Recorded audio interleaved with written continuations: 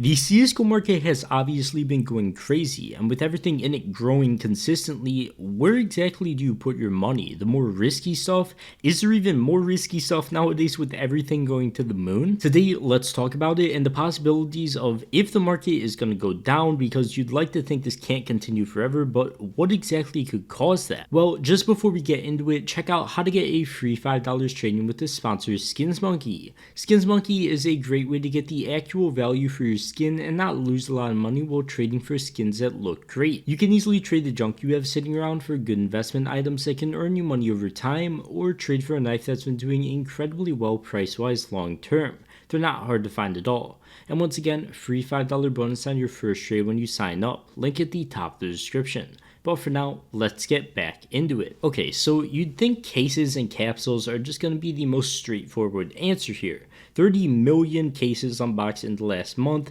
You've literally got the cases in the active drop pool doubling in price in the past month as well, which is crazy because you can literally just farm drops in CSGO right now if you can somehow set that up, and you would make a pretty decent chunk of change with these crazy prices. But what's the downside for these cases? Can the prices go down?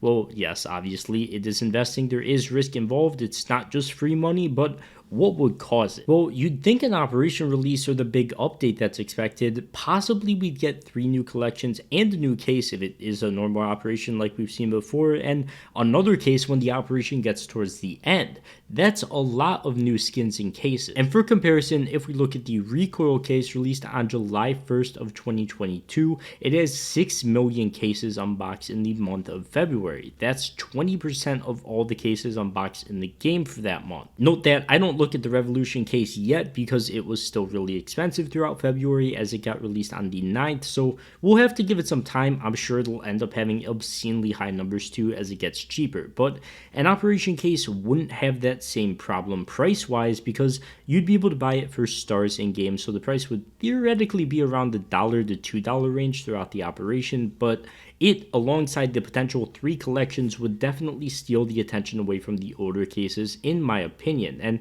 could very well slow down the market because got a new operation case, got 3 new collections, tons of new stuff to dump money into, and that could very well possibly result in a pullback for the first bit of the operation release with everyone looking at the new stuff, but then everybody realizing that the old stuff is still good and then putting money back into that. So that's a risk you'd have to take with cases, but in my opinion, what completely overrides that is the player count being at a new all-time high and consistently hitting new all-time highs very consistently. More players would also come with that update, and that'd be good for the case market long term, which is why I just bought a ton of cases and they're my main go-to right now. And writing this script actually reminded me that I still had like $500 of buff balance, so in the middle of typing this, I bought like 400 more clutch cases, but they're the thing I'm moving most of my play skin items into rather than just sitting on nice looking skins that don't move around in price too much.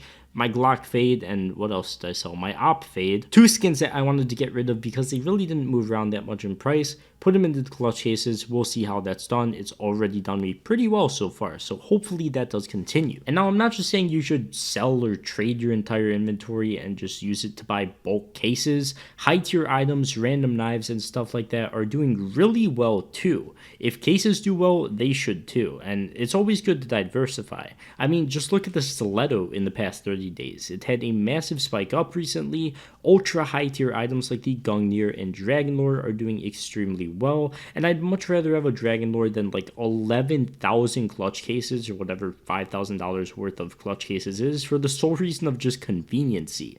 More players means more people are going to want lower tier and cheaper knives as well, so they're a good thing to keep an eye on and hold. Like, look at the classic knife, a massive run up in price in that too recently, tied in with the CS20 case, which has also done obscenely well.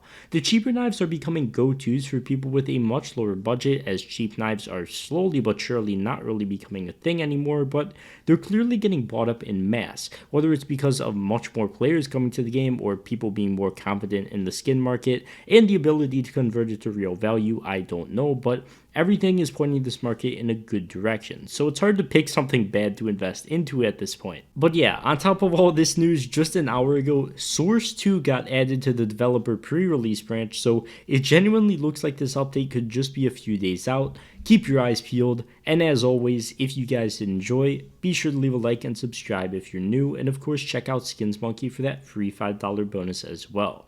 But for now, I'll see you guys in the next one. Peace.